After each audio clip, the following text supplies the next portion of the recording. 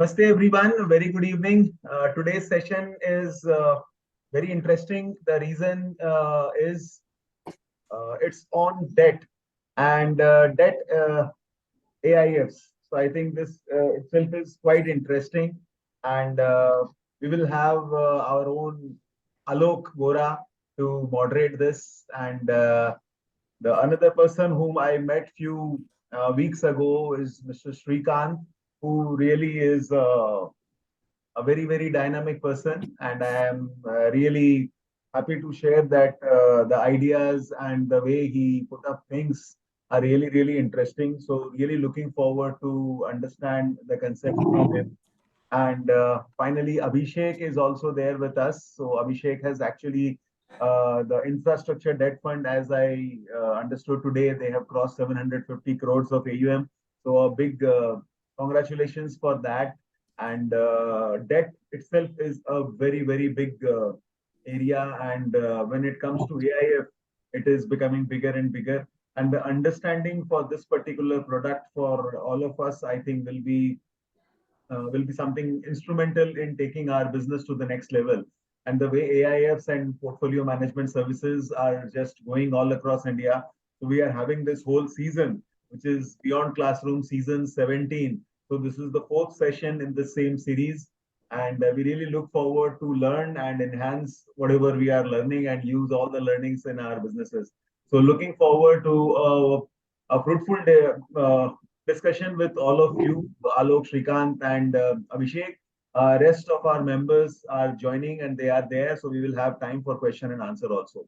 So over to you, Alok. Thank you. All right.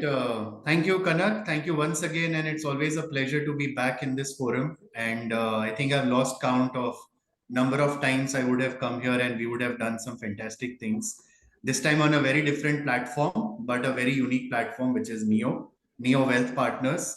On that note, let me first introduce my senior colleague, our CEO and founder, Mr. A. Srikanth of Neo Wealth Partners. He needs no introduction. A lot of people in the industry would already know him. He has had a commendable journey. I'm going to at this note put it on to Srikanth and say hello to us, and we can take it up from there. And also would like to say hi to my colleague Abhishek. Hey Abhishek, hi. Thank you so much for finding out time, both Srikanth and Abhishek, and joining us on this session to enlighten us. Srikanth, my first question to you is, tell us a little bit about NWP, Neo Wealth Partners, the birth of it and how this whole organization has come into being. That would be very interesting for a lot of us. Sure. So, firstly, thank you, Kanak, for allowing us to be a part of your family. We'll try our level best to be partners in the education journey and, if possible, even through the solutions journey. Some of you may have known about what I was trying to do over the last 10 years, centered around partners who are independently advising clients.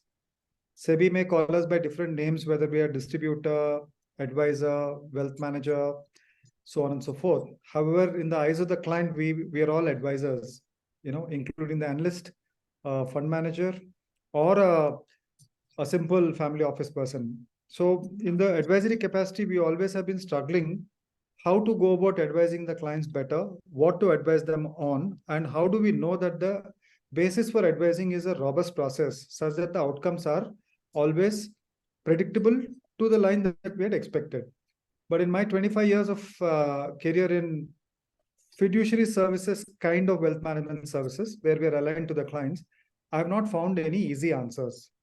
Some of them are because of the views on the market. Some of them are because of the views of the clients, where a product cannot be customized. Some of them are because of the nature of the products that are available itself.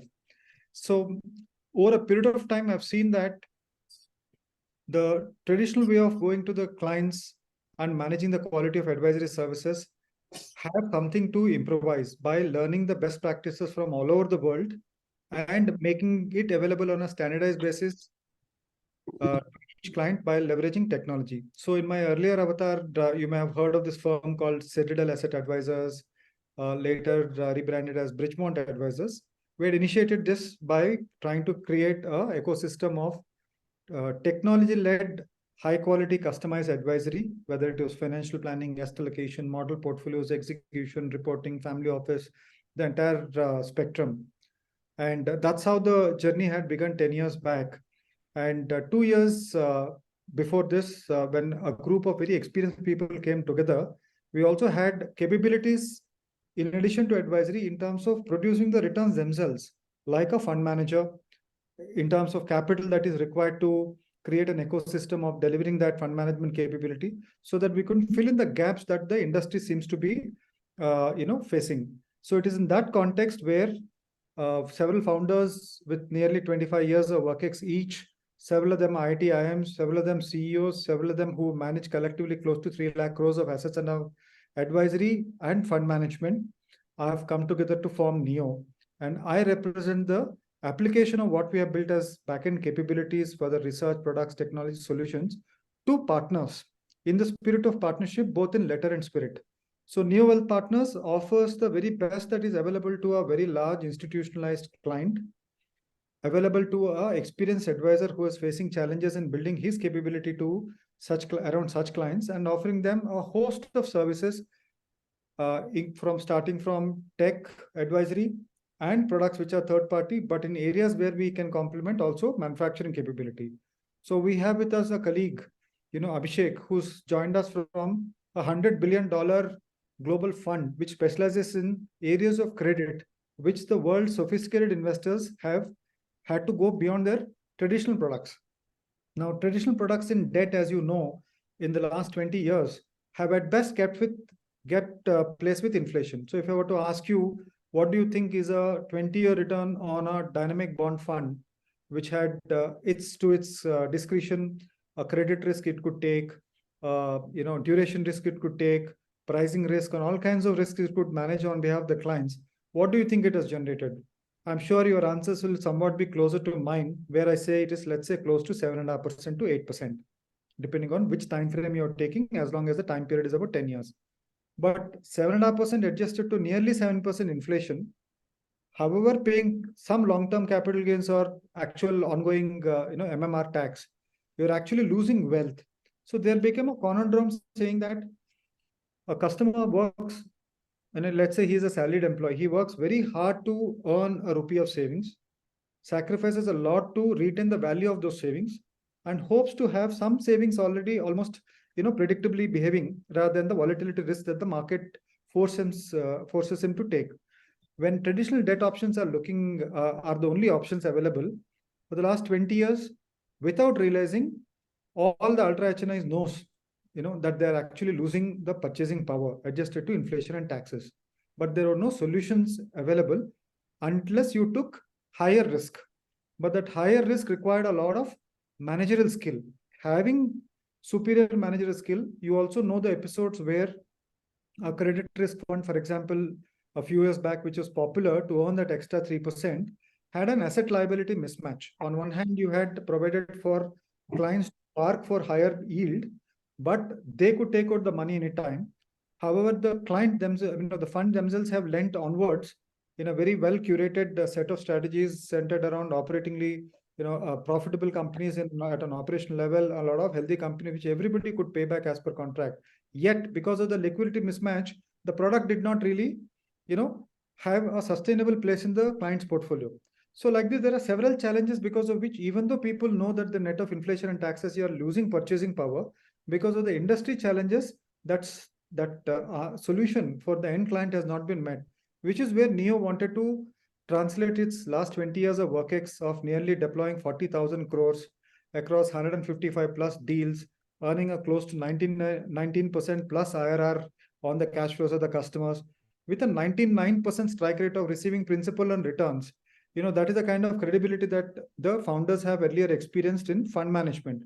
We thought if we take up the fixed income and credit space, and try to solve the ability for people to generate that extra return, net of inflation and taxes, even within debt and credit, such that sometimes the returns can come closer to equity type of returns. Let's say in the large cap, long-term returns at about 10 to 12%, if you're able to deliver that post-tax without taking the volatility of markets, which is 20-25% every year and 50% once in 5 years, but in a mechanism which is very, very safe, we thought we have begun a journey to help clients' portfolios be populated with solutions where the wealth manager doesn't take a risk of underperformance or having unwittingly destroyed wealth for the end client, because there is no option net of inflation and taxes, nor grow his income because the underlying asset is not really appreciating much. So to solve multiple problems, we have chosen the fixed income and credit space. That's where the focus area for Neo's asset management side of the business would be, in addition to all the and that's the background, Alok. Thank you so much, Srikanth, for laying the context so well and for your keynote. I think that really helps us set the ball rolling for today's knowledge session. Friends, just for everybody's knowledge and understanding, we are going to have this series divided into two parts. Part one today is going to be focused on infrastructure, fixed income generation, knowledge sharing. And then later on, we will have a special situations like how Srikanth also mentioned that will be covered in the part two of the series. So without much ado, let me sort of divert attention to Abhishek. Abhishek, a warm welcome once again and thank you for joining us. And congratulations once again, as Kanak and Srikanth mentioned, today we have crossed a milestone of 750 crores plus in the infrastructure fund.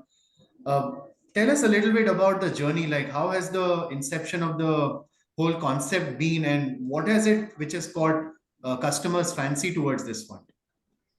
Thanks, Alok. That's a very interesting question. And, I was hearing what Srikanth mentions, and Srikanth and Alok, you have been always very passionate about this space and how to generate returns for our investors in a very, which are superior in inflation than inflation, as well as they provide a certain level of protection for the investors' funds. Because as wealth grows, the investors not only are looking at growth, but they're also looking at wealth protection. And that is where fixed income kind of products come in very useful.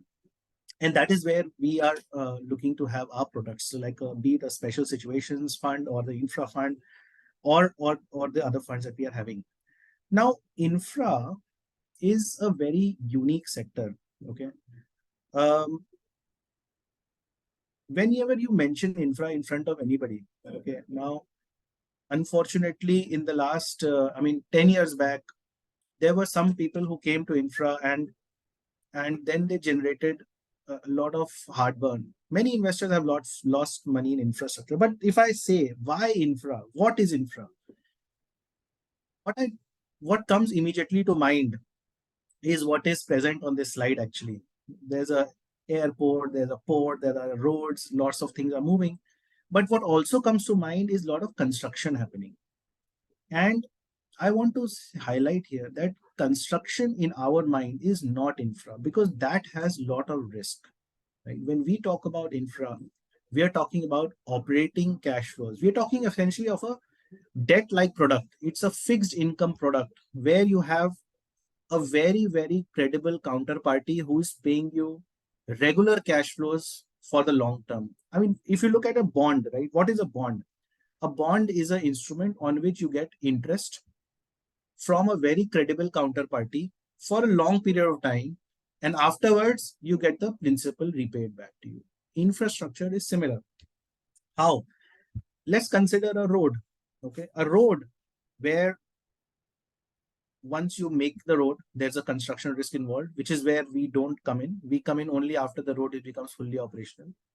In an operational road, you have money coming in from Government of India. And Government of India comes in every 6 months and they say that here's your payment. And then they come after 6 months and say, here's your payment, and so on. And all you need to do is maintain the road. So it's a very fixed income product, Alok, that ensures that our investors are getting a fixed, predictable, contracted cash flow over a long period of time from none other than the Government of India. So that is something that is a very unique product, right? Again, I'll say it's very different from construction because we are not doing construction. We're only doing operational projects which are not having any construction, land acquisition, approval, all those kind of risks we are not taking. Where predictable cash flow there. Now, globally, you would see that this infrastructure globally is actually held by financial investors. So 45% of operating infrastructure, large projects globally are actually held by financial investors. Why? Because of these same characteristics. If you just go down a little bit, good, keep going down. So this is a very interesting, next slide, please. Yeah, before this, before. Yeah. So this is what I'm talking about. We are talking about predictable cash flows, monopolistic assets. Now, if anybody wants to go from Bombay to Pune or from Bangalore to Mysore, there is one road, right? And you have to go on that road, or there will be probably one more road. But it's a monopolistic asset. So the predictability of cash flow is very much there. It's inflation protected, but dealing from market. Now the markets may go up, markets may go down, but if some traffic is flying on a road, it's very likely that the traffic will continue to fly on that road, irrespective of where the markets are going, right? And the distribution yields are very healthy. In any infrastructure project, the margins are very high, and therefore there's a very high yield that investors get every year. So that's why we say that it's a very predictable, safe, fixed income kind of an instrument.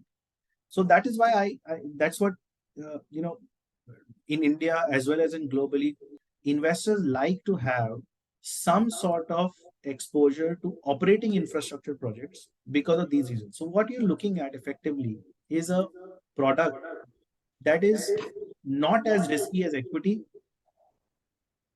almost little bit more riskier than debt, but returns are almost like 20%. So that's exactly what Srikanth had mentioned, that we are looking at assets that provide higher returns at lower risk. And what are those kind of instruments? This fits right into that instrument. So that's what, Alok, I would like to mention to your first question, that why infrastructure? Infrastructure is a predictable cash flow coming from a counterparty like Government of India, monopolistic, long-term, doesn't inflation, etc., doesn't impact, and dealing from the markets. Markets may go up, markets may go down, but cash flows are fairly protected. And that is why for every investor, we always suggest that they should have some sort of exposure to infrastructure. Thank you, Abhishek. That was really, very enlightening. And the question, the thought that comes to my mind is that usually over last, years of our careers, we have seen that wherever there is high returns involved, there is also high risk involved. But what I hear you say is completely different, saying that, okay, to receive high returns, one doesn't need to really take high level of risk. Is that what I'm hearing? Is that? Yes, that's exactly what you're hearing, Alok. And there is a market dynamic in India that's working to provide this kind of dynamic. Okay. The dynamic is that India as a country needs a very, very large level of infrastructure investments. And that kind of money is not available in the country, right? We are hearing every day that government has come up with national infrastructure pipeline, national monetization pipeline, which requires, actually, we were estimating, you will be interested to know, 8 lakh crore of investment in equity funds is required in India over the next 7 years. In fact, in the last 5 years, India has already done investments that they had not done since independence. Around 5.5 lakh crore of investment in equity has been happening in infrastructure in the last 5 years, and that has to be exceeded in the next 5 to 7 years. And the government is planning that. Now, this much capital is not available in the country. So foreign capital is coming in the country. And whenever there is a demand supply mismatch, interesting investment opportunities arise. And that is why this investment opportunity is coming, where you have an asset on one side which is backed by the Government of India. So you are absolutely assured about the cash flows and the returns from that asset. And on the other hand, that same asset, there is an opportunity to buy it cheaper and therefore get a return that can be absolutely, comparable to something like an equity investment. Thank you, Abhishek. What I'm hearing from you, in other words, are we saying that investing in NHAI and the toll roads is as good as sovereign? So NHAI is a Government of India department, right? If NHAI was to default, it will be default of the Government of India, right? We all are hearing that Government of India is very, very keen about improving the sovereign ratings of the country, because that will help in us as a country access cheaper debt. India very recently last month got included in JP Morgan's emerging market bond index, which was a great achievement for India.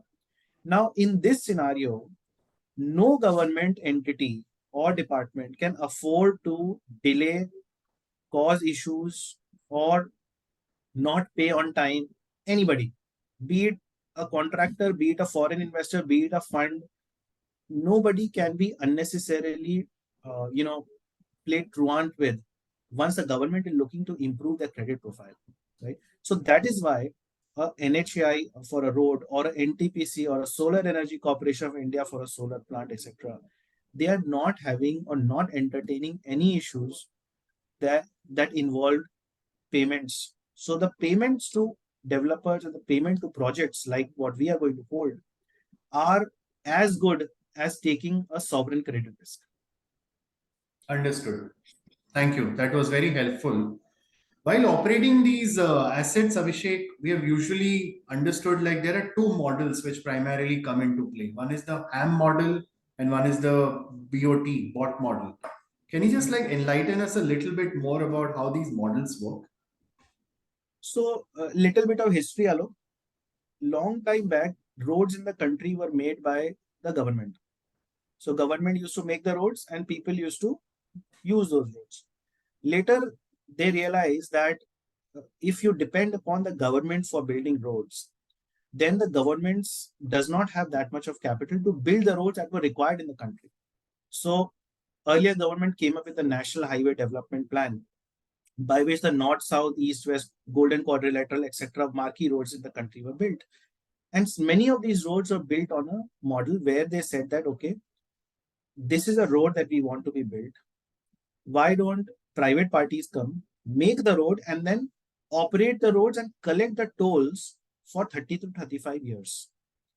And that toll roads are still in existence. In fact, many of us, when we use the highways, we pay tolls, and those tolls are actually going to the guys who had built the roads and spent the money to construct and make the road better.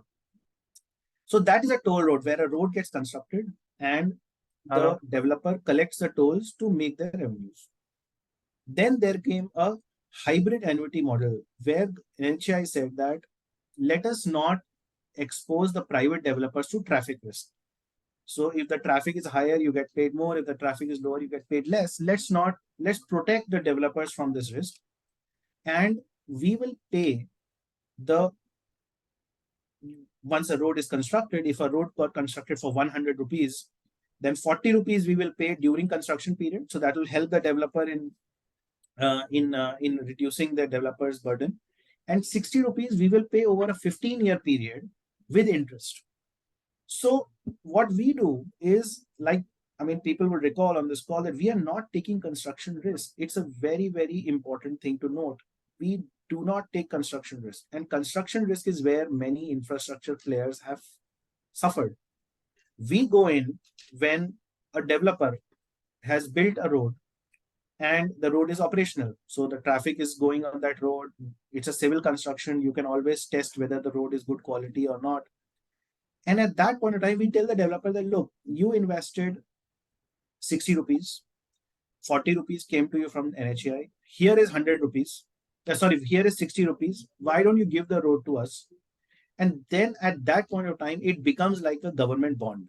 Okay, it's like a bond where NHAI will give me 60 rupees for 15 years with interest. And all I need to do is maintain the road and make sure that there are no potholes on that road. The road is nicely maintained and the users don't have any issue. If I do that, then the interest which the government gives comes directly to us. We do a lot of improvements on that road. We improve the returns on that road. We reduce the cost. We reduce the major maintenance, etc. We handle the road properly, and those returns we are able to leverage by taking debt from private banks and public sector banks who are very keen to lend to good projects and provide a return to investors which beats the market expectations. Thank you, Abhishek. Thank you so much. The fund has already collected 750 crores in like last 2 months, a very short window. Has the fund already started deploying, Yes.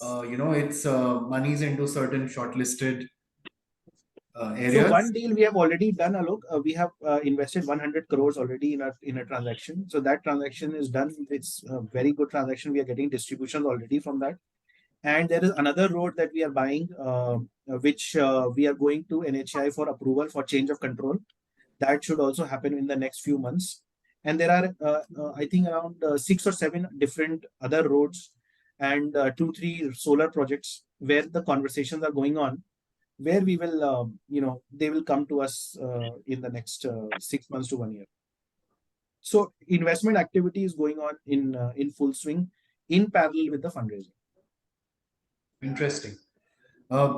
This is something that all of it should catch like all our attention in terms of how the overall structure of the fund or this asset class is pegged against bank fixed deposits and equities. Would you like to throw some light on this? This is, yes, Alok, this is actually I think it's a very, it's a slide that brings a lot of clarity. Okay, if any one of us as financial investors, as financial advisors, were to go to our investors and say, okay, what does a good investment, sir, that appears to you? Okay, what is the best thing that you like about an investment? The investor is going to say that, look, we need good returns, obviously. We would like the risk to be lower, right? We would like tax to be efficient. I mean, nobody likes to pay a full marginal tax on their returns. And we would like a regular distribution to also come, which provides us some sort of an income, right? These are the 4 things that, at least in our experience, investors say and investor use to classify a good investment versus a bad investment, right? High return, low risk, good tax efficiency, and regular distribution. These are the 4 things which anybody would say to us. And we tried to list the fixed income products available in the market on these 4 characteristics. Let's talk about bank fixed deposit, which are the best, the most used fixed income instruments used by our investors in our country. These are very low return, so probably they will not fit. Government bonds also are low return, plus they attract full tax. Corporate bonds also attract full tax and probably give a 8-9% return in the best case scenario. So after tax, they barely beat inflation. Listed InvITs are a good way to play infrastructure story in India, because there also they are very similar. They don't have any any under construction assets, so operational assets only. Construction risk is taken out. There, the returns that one can expect is around 12% or so, 11 to 12% के आसपास आता है. Tax efficiency is pretty good because you can sell it on the exchange, and the capital gains is very efficient in that sense. But the returns are 10 to 12% around in that ballpark. Equity markets obviously are the most favored of investors, but there the risk is quite high. You are exposed to market risk. You are exposed to vagaries of the market. Distributions in form of dividends are not there, and one is playing the markets depending upon their investment profile and their risk appetite in that market. So equity is slightly different in that sense. But when we are talking about fixed income products, then infrastructure, we are talking about target returns of 18 to 20%. Okay, that's pretty high. It's almost comparable to a extremely good performing equity market investment. We are talking about, can we go back to the slide, please, Aloke? We are talking about returns 18 to 20%. We are talking about tax efficiency. We are talking about tax that will be probably blended basis. It will be around 20 to 21% for individual investors. Risk is much lower. These are operating assets, so hardly any construction risk, hardly any operating risk. The payment is coming from government, and distributions are quite good because any infrastructure project generates large amount of cash. Infrastructure is a very interesting asset class where the EBITDA margins are 80 to 85%. Once the project is built, building the project takes a lot of capex. But once the project is big, the operating costs are hardly anything. So there's a large cash distribution, and all of that cash gets distributed to the investors. So what we are saying is that it checks all the 4 boxes that an investor requires to classify a good investment in this space. Yeah. Thank you, Abhishek. One question around which I'm sure would be on the minds of a lot of people as well, that there's supposed to be a close-ended fund. Yeah. Right? Like a 6 to 7 years kind of a tenure. At the end of the tenure of the fund, how does the exit happen? That is on everybody's mind when somebody is investing, because there's not like a 10,000 rupees or a 20,000 rupees investment. It demands a 1 CR plus kind of a investment. So 2-3 things on that, Alok. That's a very good question. In fact, exit is something that differentiates us from many other people. Exit is something that we are building a portfolio of assets. We are running them. We are next slide, please, Alok. We are running the assets. We are extracting efficiencies, and then we combine the assets and we have to sell. Now, let's talk about what these assets are. These are roads or solar, both operating. Okay, no under construction. So when we buy the asset itself, because of the reasons I mentioned earlier, that there's a lack of capital available in the country, etc., we are able to buy the assets that will deliver us 15% returns at our purchase value. Okay, so if I'm paying 100 for the asset on an average will deliver 15% to me year on year plus interest. Okay, that's the kind of return that I'm expecting from the asset. Otherwise, I don't buy the asset. Okay, then we are putting in some efficiencies. Some interest rate reductions will happen over time in the next 3, 4, 5 years.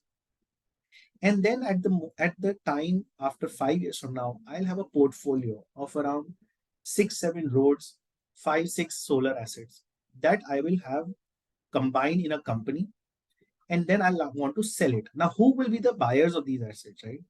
We all know that there are InvITs that are listed in the market. There are 20 InvITs listed in the market today, and more are coming.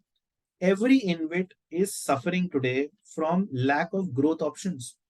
See, PGCIL InvIT, we all must have heard about how they are battered. And they are battered because they don't have growth and they don't have visibility on growth. And the reason is that every InvIT has to distribute 90% of their cash flows to its investors under law. If you distribute 90% of your cash flows, where will growth come from, right? So to grow, the InvITs need to raise money and buy assets. They cannot build their assets of their own. 80% of an asset of an InvIT has to be operating. So when an InvIT cannot construct assets of its own, they have to go into the market and buy assets. And which assets will they buy? They will buy assets which are, number 1, operating assets. Number 2, good quality assets. Number 3, assets which are having history of good operations and they can check the box on due diligence. And lastly, they should be buying assets from a guy who is a good corporate governance guy. We are a SEBI registered AIF. We are governed by SEBI. We are audited every quarter by SEBI as well as by our auditors like KPMG, EY, etc., Big Four. So the comfort that an InvIT has to buy anything from a SEBI registered AIF is much, much higher than they have for buying from anybody else. Apart from that, we got the Canadian pension funds, we got the foreign infrastructure investors, we got even the domestic strategic players like Tata, Torrent, Renew Power, JSW. All of them are out there looking to purchase infrastructure assets. And why are they looking to purchase infrastructure assets? Why is there so much M&A happening in infrastructure? All because of the reasons that I mentioned earlier. Predictable cash flows, contracted cash flows, long-term cash flows. And who's the guy who's paying us? Government of India. I mean, it doesn't get better than that. And that's why they want to collate all these assets together and become large and become yield platforms. And these are the guys who we will sell our assets to, and we will sell the assets at a little premium and deliver a 20% return. Now, this strategy has been delivered by us twice in our previous lives. Other infrastructure funds, global infrastructure funds in the country have delivered this 6 times already. So this story has played not only globally, but in India 6 times. And there is nothing rocket science about it. I mean, you go there, you buy assets from smaller contractors, play an aggregation game, collect them together, get good systems and processes in place, and then sell. And there are buyers, at least 40 to 50 buyers by our latest count are available who can pay this kind of money, and they would love to get their hands on an asset like this. So we are feeders to these kind of buyers. That's how the strategy of the fund is. So net, I mean, this is a very good slide. I mean, it summarizes. We are looking at an 18 to 20% return, along which includes distributions of 7 to 9% every year. So it's like you can say that it's like a FD instrument. FD instrument gives 5-6% interest every year. We are giving 7 to 9% interest every year, and between the 5th year and the 6th year, we will give the principal back along with significant capital gains, such that our investors will end up making 18 to 20% IRR on their entire investment. But yes, this is a close-ended fund. So if an investor, commits some amount, we will draw down 20% upfront and then 10 to 11% of the commitment every quarter, so that the entire commitment will be drawn down over 2 years. So that gives a lot of cushion to our investors to arrange funds for their investment. So if the investor is expecting a certain savings over time, then they can still commit it. And as their money inflows come, they can keep contributing to the fund. And after that, from the 5th and the 6th year onwards, we will have our exits and the money will be returned to them along with returns. So that's what the fund cash flow profile will look like. Thank you, Abhishek. I think that really clarifies one point just for everybody's benefit, a simple thing. You have been speaking about InvITs, having worked globally in the global scenario as well, where the whole terminology and the concept is very popular and common. If you can throw some light around the concept of InvITs, that would be really helpful. So InvIT as a concept is a very, very innovative concept for India. But actually, like you rightly point out, globally, this has been a very important investment instrument since many, many decades. InvIT is simply a group of assets which are generating cash flows. It could be a road, it could be a port, it could be a school, it could be a hospital, it could be a solar plant, it could be any asset which generates cash. Cash generation is a must. Okay. So if an asset is generating cash, people collect all of them and then sell it to investors who are looking for regular dividend income, such as pension funds, such as mutual funds, such as even individual investors. I mean, if I invest 100 rupees and I get a 10 rupees income every year, it's a very, very interesting instrument for me, especially if it is tax efficient. So that is what an InvIT tries to do. So what an InvIT in India is like is that, let's say there's a company which has built roads, okay, and after building the roads, they make an InvIT. They transfer the roads to the InvIT and they sell the units of the InvIT. So the investors of that InvIT get a regular income, which is probably giving them 10 to 12% return. And the person who made the InvIT, who's called the sponsor of the InvIT, is able to get value for these roads, and those roads and the value that he gets, he uses them to build new roads. So it helps the country, it helps in recycling capital. So the capabilities of such sponsors is utilized in construction of new assets, which is what the country barely needs quite a lot. And investors get a good cash flow with a good return of around 10 to 12%. And the roads are able to generate that cash flow and give the returns. So it works very well in the system that the capital which is used for development of projects is recycled. So more and more assets get constructed from the same capital, and investors get a nice yield of 10 to 12%.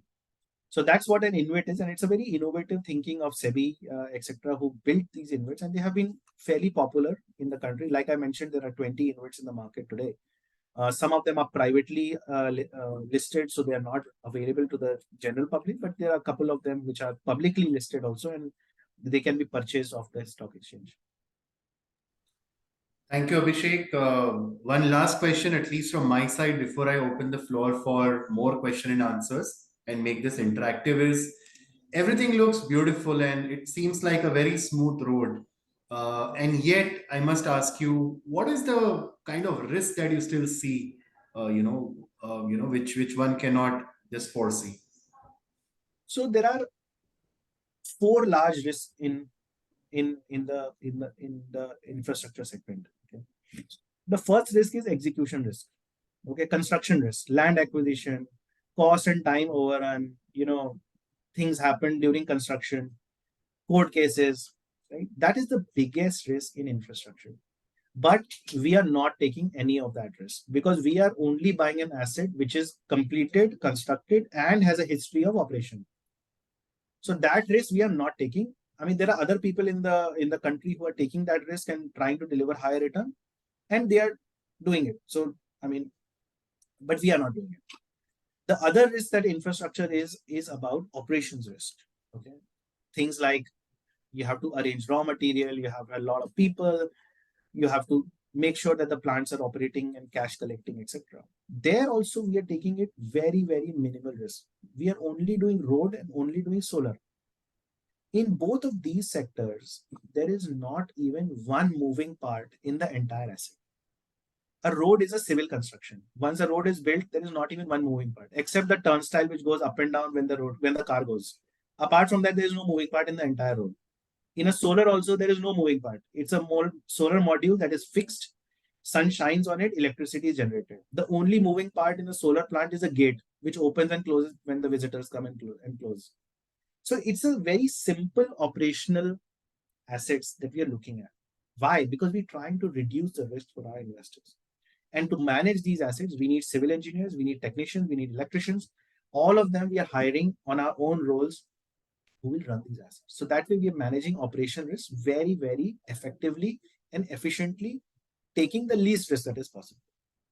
The third risk in infrastructure is regulatory risk. Okay. Regulation change, some new regulation has come because of which some extra tax has come, etc. That is why that is another way why road and solar is a very, very safe bet, because in these two sectors, number one, regulation has evolved over the last 15 years. Number two, there is almost $75 billion of foreign investment in this sector, and that is something that the government cannot afford to play with. Because if one small misadventure causes a bad sentiment in the minds of the investors, then the India story would look like the China story. Today, China, everybody is running away from. People are not very sure. People are scared about how things will change. But India comes across as a green oasis for all investors. And the Indian government cannot afford to have any of those misadventures. So that is why the regulatory risk in these two sectors is very minimal. Policies are well established. Model agreements are well established. Everybody follows those. Judicial rulings have been there. Precedents are there. Many precedents are available so that investors' confidence and investors' interests are protected. And the last risk in this is the financing risk. Srikanth was earlier talking about asset liability mismatch, etc. Those are some of the misadventures that people played, namely people like ILFS and Reliance Infrastructure, etc. We have learned from them. We don't do those kind of things. We are very, very conservative on financing, and we are not looking out to build debt at various levels. I mean, by under regulation, under law, also we are, as a fund, we are not supposed to take leverage. The only leverage that will be there will be at the asset, and that too will be to ensure there is a very, very high rating, and the banks will be comfortable with that. So these four risks are there, which we are absolutely minimizing. Of course, there are some, acts of God kind of risk, like some floods have happened or some landslides would have happened. For all of those, we have insurance. So insurance, generally protects us from these kind of risks. So that is not that big an issue. Thank you so much, Abhishek. I think I have no further questions to queue to you from my side, and I'm going to point this back to Kanak and the floor to open up for Q&A. Let's have a little free flow question and answers. Thank you, Aloke. We are open for the questions, requesting participants. A few questions are on the chat. So, please do answer them. Mr. Rahul Chandelier has asked a question. Please throw some light on taxation, lock-in, and minimum ticket size. Mr. Chandelier, you are there? Yes. he's there. He's there. Okay. Great. So, Mr. Chandelier, the minimum ticket size is the SEBI required size, which is 1 crore, which is the minimum for any AIF. So that is there. Lock-in, like we were mentioning, it's a close-ended fund. The fund has a 7-year life. So for 7 years, the funds will be locked in. But the good thing is that we are not taking the entire money upfront. The funds are taken over a 2-year period, and during the uh, the life of the fund also, there is a very healthy distribution of 7 to 9% every year that is coming. And from the 5th year onwards, in large installments, the principal amount and the capital gains will be returned. So effectively, by our calculation, the invested time or the average investment life for investors in our fund will be around 5.5 years. But it is a locked in fund. However, secondary sale is possible. So these fund units will be given to our investors in a demat form. And if some investor wants to sell or get liquidity, we will try. I mean, we are not promising, this is on a best efforts basis, but secondary sale of the units is possible. Taxation, that's a very important question. Like I was mentioning, the blended tax rate that investors will pay on the return is around 22% For for individuals. individuals. For individual, if some company is investing, then it is around 17%. And the reason behind that is that 7 to 9% every year investors are getting distributions, right? That comes in the hands of the investors as interest or dividend on which full tax is payable. Okay. So 39% tax is payable on the distribution that come to the investors on a yearly basis. But the majority of the returns of the investor are coming through capital gains, where our investors will get the benefit of indexation. And the capital gains tax itself is 21.4%. So that makes the investment very, very lucrative from a tax perspective. Blended tax rate is around 22%. This cash flow is mandatory. You have to have this cash flow of 7 to 9%. Yes, because that's the very nature of the asset. The asset is throwing up so much cash. Now, if the asset is throwing up so much cash, then I will distribute the cash. I don't have any other use of the cash. So the distribution will come. Are there any contingencies with reference to the tax flows? We hear government payment systems are not that efficient. So are there any delays in contractual payments which are being receivable from toll revenues, etc.? Are there any delinquencies over there? Like I mentioned, the government's payment systems are extremely efficient. Okay. Extremely efficient. Central government, we are looking at 80% of our portfolio to be central government and 20% of our portfolio with very, very good states which have very efficient payment system like Gujarat. Okay. We are not going after states where those issues are there. But I would say government payment systems are very efficient. In fact, you will be surprised, sir, that Solar Energy Corporation of India has a 60-day payment period and a 15-day grace period under the PPA. They pay on the 74th day. Every single time to every single developer across the 40 odd gigawatts that they have built in the country. So they have maximized their efficiency to the level possible. So, but nevertheless, the counterparty that we are having is government counterparty. And if there are any delinquency, it counts as a default by the government of India. So that's why they are very, very particular about not doing that. Now, of course, if there is a somebody who is not running the project properly, if there are disputes, etc., then those can be impacting the cash flows. But we don't expect anything of that sort because these are operating projects. I mean, how can a dispute be created on an operating project? Disputes are created when during construction that you have not completed the project on time or you have not done this piece of work, etc., etc. So when we do when we analyze the project, we take care of these things. So that way, the payments are not an issue. As you said, 80% of money goes into only operational assets. No, 100% of the money go in operational assets. Okay, 100% of money goes into operational assets. No 100%. construction risk at all. There is no construction risk at all. Okay, so then I'll just leave you with two questions and then I would request you to answer. How much is retail participation into this? Where you said you have raised 750 crores. how much is retail participation is? That's one question. Second, what are we talking about here? AIF, category 2 AIFs, or in which I'm not very clear what this Sure. is. So throw some light. Sure. So entire 750, sir, is from HNIs, ultra HNIs, and family offices. There is no institutional money. Wow, great. Entire is from individuals and family offices. There is no institutional money, sir, in this. All are our own individual investors who have trusted us with their and given us this kind of funds. Okay. The question, it is a SEBI registered category 2 AIF, which is advised by Neo Asset Management, which is the company where we work. And this fund will have investment in the roads and solar that we are talking about. But it is a SEBI registered category 2 AIF. I hope that answers your question, Rahul. Correct, correct, absolutely. So who are we competing with? Can we have certain data on what have been our track record vis-a-vis our peer group? That will give us some more confidence into how we go. Sure. No, that's a very important question. In fact, I should have mentioned that earlier. I have 20 years of experience. I have been doing infrastructure investment for the last 16 years. I started my career with a company called McKinsey and Company. Then I was with Morgan Stanley and Merrill Lynch, where I started doing infrastructure back in 2005.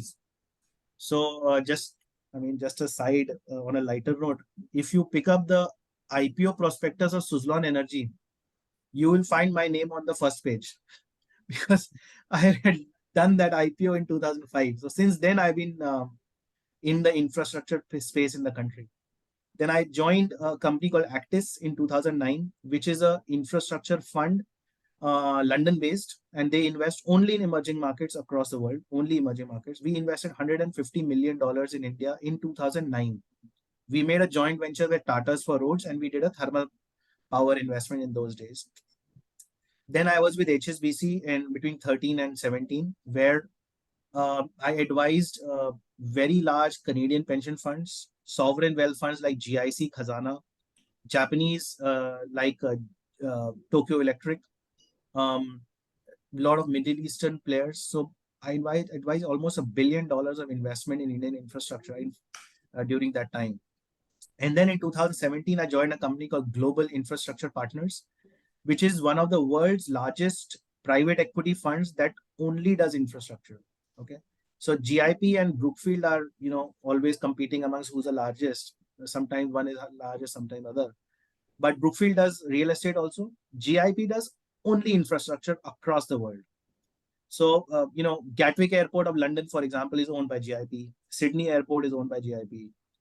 GIP owns 30 gigawatts of renewables across the world, 40 container terminals, one of the 4 train operations in Italy. I mean, if you go to Italy on a holiday, there's a 25% chance that you will be sitting in a train owned by GIP. So that way, a very, very large investor. We had 10,000 crores of investment in India. And amongst those, I was handling around 5 investments, aggregating, I think, around 4,500 crores or something of that sort. And there we built a platform for roads, which is very similar to what we are doing here. We bought 7 roads, aggregated them, sold it to KKR. KKR is another large private equity player. You must have heard of them. We sold it to them at a 22% return.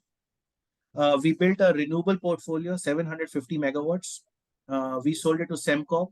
Sembcorp is a Singaporean company owned by Temasek, which runs all the utilities in Singapore. We sold it to them at 18% return.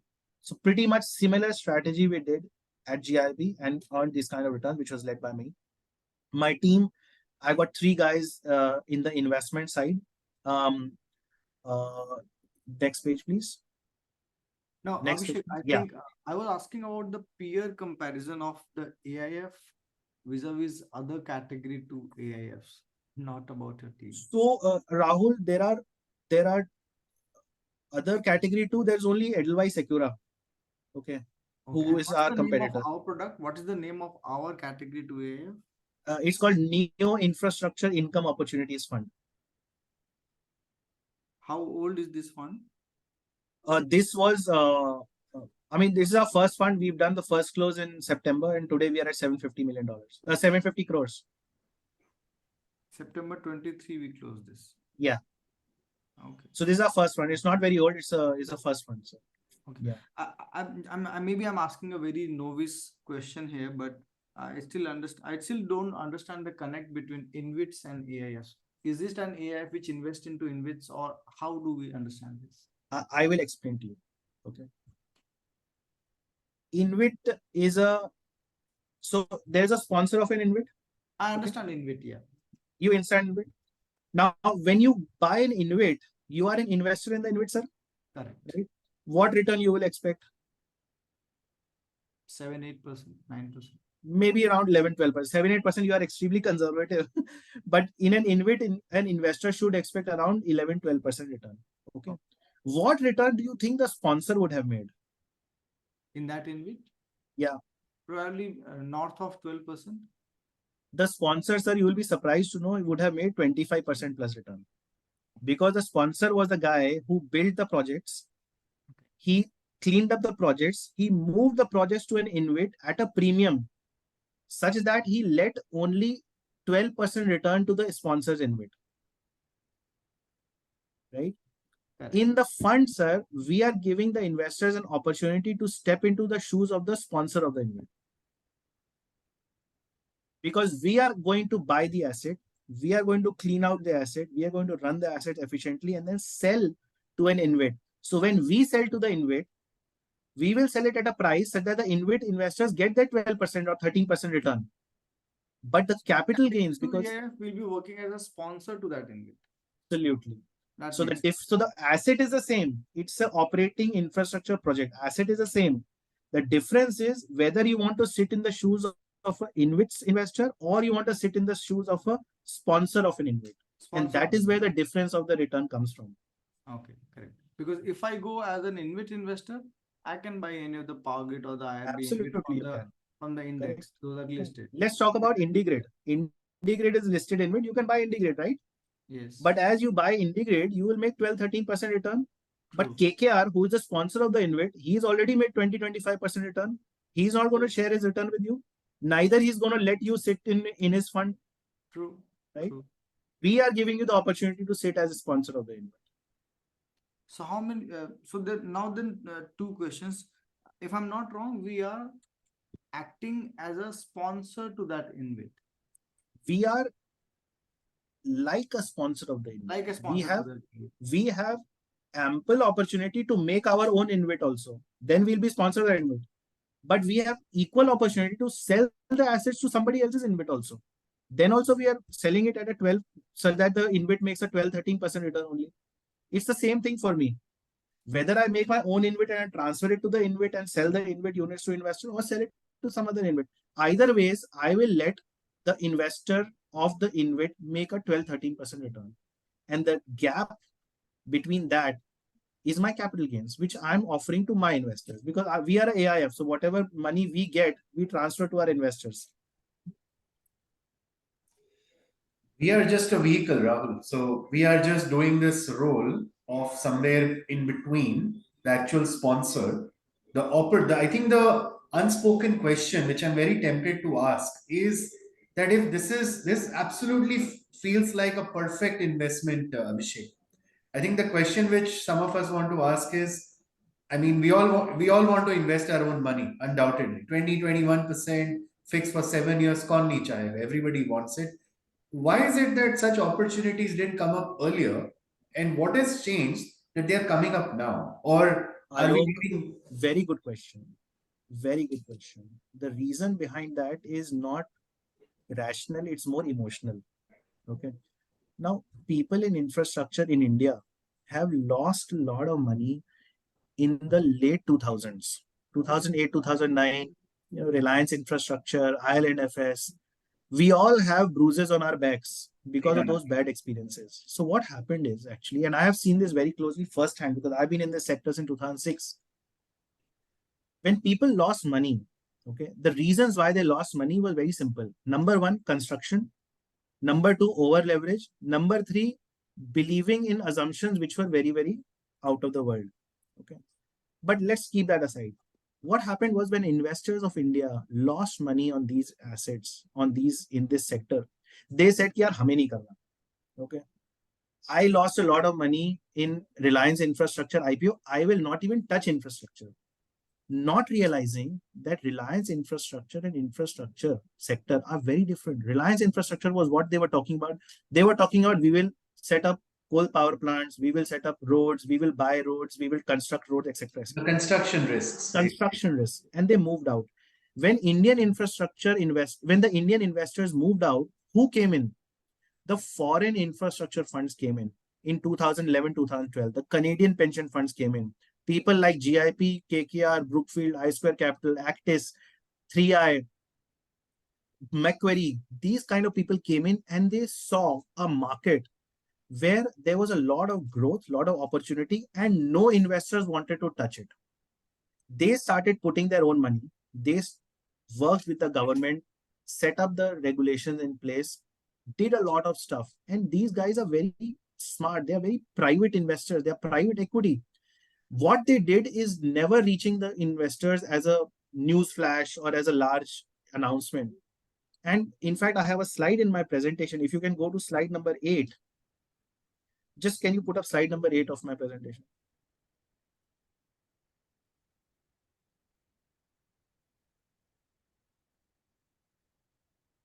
So what they did and what they earned is insane returns. Look at this. KKR made 30% return when they made a renewables platform in 2020 and sold it in 2023. GIP, which is where I used to work, we built our roads platform and sold it at 22% return. Actis, where I used to work between 2009 2013. This is very interesting, okay? They made a company called Ostro. They sold it to Renew. The year they sold it, they made another company called Spring, doing the same thing, renewables, nothing different. They sold it to Shell in 2022, and you'll be very interested to know that now they're setting up their third company called Blue Pine in the same sector, doing the same thing. They have done it 3 times, made super returns, and they have cracked the thinking. This strategy makes money, and that's what they've been doing. GIP, again, we sold our renewables platform at 16%. Goldman Sachs in Renew Power. Renew Power today is India's largest renewable company. They made a 17% return over a 12-year period consistently. Imagine the money multiple they would have made on this. So foreign investors in this space have been minting money in the last 10 years, while our Indian investors have been staying away. जो कहते हैं ना, दूध का जला छाछ भी फूंक के पीता है. So they have been focusing on charts in the last 12 years while everybody else is making money. But in this meantime, what has happened? Can you go to one previous page? This is what has happened. Early stages infrastructure was a tough investment decision because of the reasons I mentioned here. And the last decade, the large global investors have worked with the government to put in place systems and processes in place, and risk understanding has developed.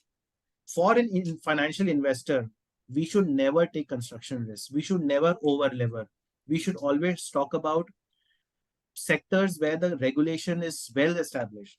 And this is the learnings that we are bringing to the table that are allowing our investors to earn same returns, similar returns that the foreign infrastructure investors are doing.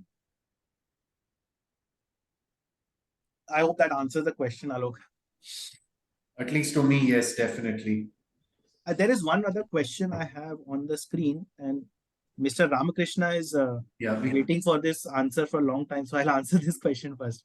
How do you plan to operate, run the infra projects? What capabilities do you have? What experience you have? What is the running cost of managing these projects? Good question. All good projects. Experience, I have built platforms and sold platforms and run platforms. I remember at GIP, when I joined, we started the renewable platform from scratch. We hired 2 people, one COO, one finance controller. Just go next page, please. Next page, please. Next page. Yeah. Sorry, before this. This one. Hold on. So we built the platform from scratch. When we sold the platform had grown in 5 years to 110 people. Same thing on roads. So the experience of building platforms, running platforms, and exiting platforms is very much there. In my investment team, which is the next page which I was showing earlier, I've got a guy who was working in the KKR investment. So he was involved. I mean, Saurabh Sareen, which is the third person, he was in KKR. He built the Viriscent platform, which was sold to Integrate at a 30% IRR. He's the guy. Vijay Gupta has come from NIF, which is India's infrastructure fund. Ashutosh Oja has been in this space for 17 years. He has built credit funds. He has done 10,000 crores of trades. Gaurav has also come from ICICI Bank. So there is ample experience of managing investment on the managing the assets. Can you please go to one page prior, Alok? Yeah, this. We've hired a very important and very experienced operating team. So Yudhvir is our guy who is our head of renewables, and Vishal is a guy who's head of our roads. And they are building their operating people. They are not finance. These guys are not finance people. They are operations people. They are engineers. They are the guys who've got years and years and years of operating roads and solar. Yudhvir has 13 years of managing solar. Now, some of you will say, why only 13? Why not more? Sir, the answer is that before 13 years, there was no solar in the country. Solar started in the country in 2009. Before that, there was no solar. Only wind was there. But he has built 2 gigawatts, which is 2,000 megawatts of solar with his own hands. He's managed this kind of capacity. He was with me at GIP, where he was managing a team which delivered 750 megawatts and operated them. And not only that, he got out so much of efficiencies from our portfolio that we ended up making an 18% return on our entire investment.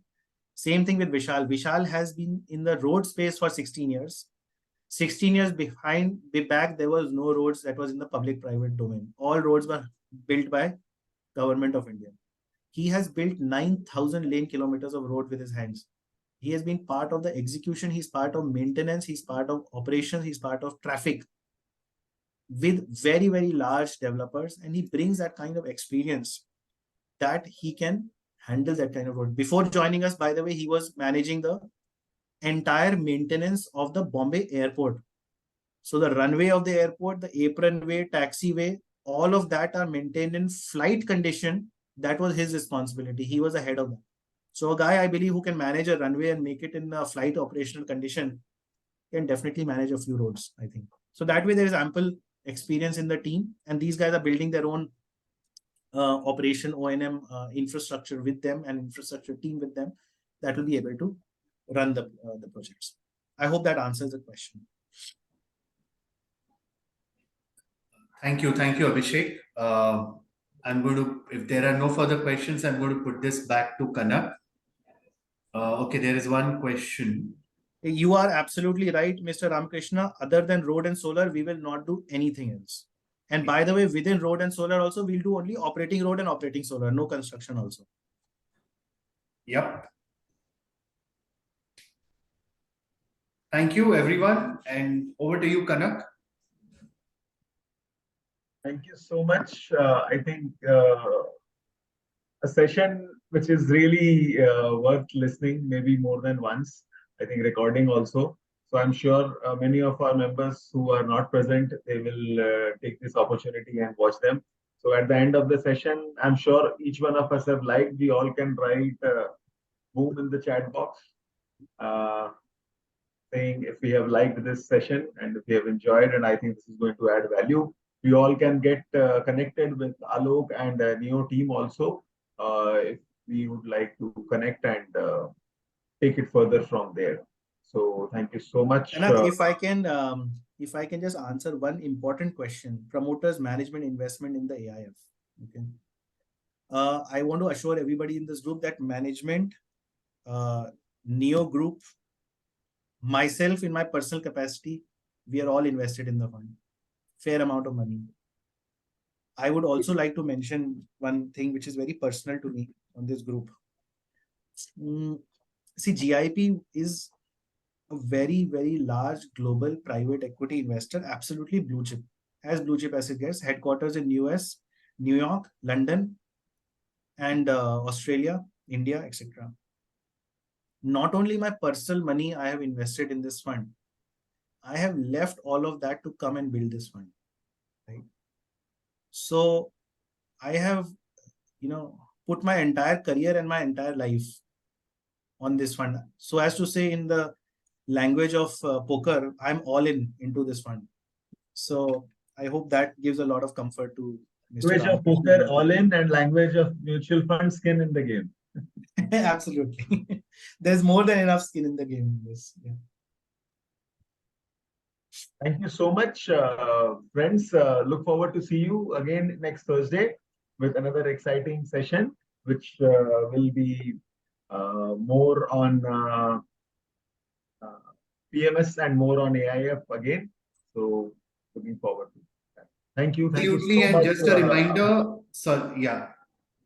And Kanak, just a reminder, we will have part 2 of the fixed income series on the special credit situations. That's also coming up.